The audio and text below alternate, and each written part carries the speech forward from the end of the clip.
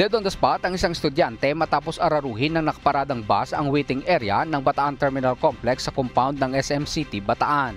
Wasak ang pintuan at natumba ang pader na bahagi ng waiting area ng terminal na siyang kinaroroonan ng mga pasahero.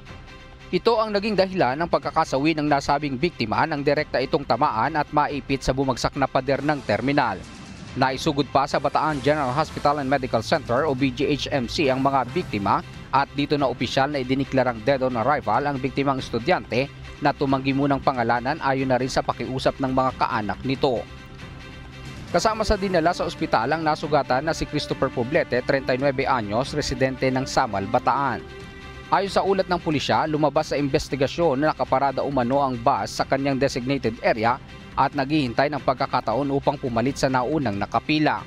May posibilidad na naapakan ng driver nito ang accelerator na siyang naging dahilan upang umarangkada patungo sa waiting area ang pampasaherong bus. Walaan niyang mga tao na direktang tinamaan ng bus, sa halip ay ang pader at salamin lamang ng terminal.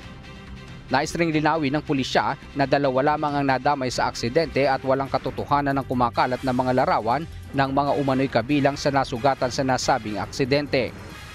Dahil dito, naging tanong naman ng mga netizen ang di umano'y substandard na pagkakagawa ng pader nang mapansin nila ang video sa accident site. Puna ng ilan, kung naging maayos, tama at matibay sana ang pagkakagawa nito ay naiwasan sana ang ganitong pangyayari. Kapansin-pansin nila ang pader na halos walang bakal at maayos na pundasyon na maaaring kapitan sana ng pader na nakakabit dito. Personal na pinuntahan at ininspeksyon ni Balanga City Mayor Francis Garcia ang lugar ng aksidente kasama ang City Engineering Office upang tingnan ang nasabing gusali at upang pag-aralan kung ano nga ba talaga ang naging dahilan ng mabilis na pagbagsak ng pader ng nasabing pasilidad. Matapos nito, nagtungo naman ang alkalde sa ospital upang alamin ang kalagayan ng mga biktima at magbigay tulong sa mga ito.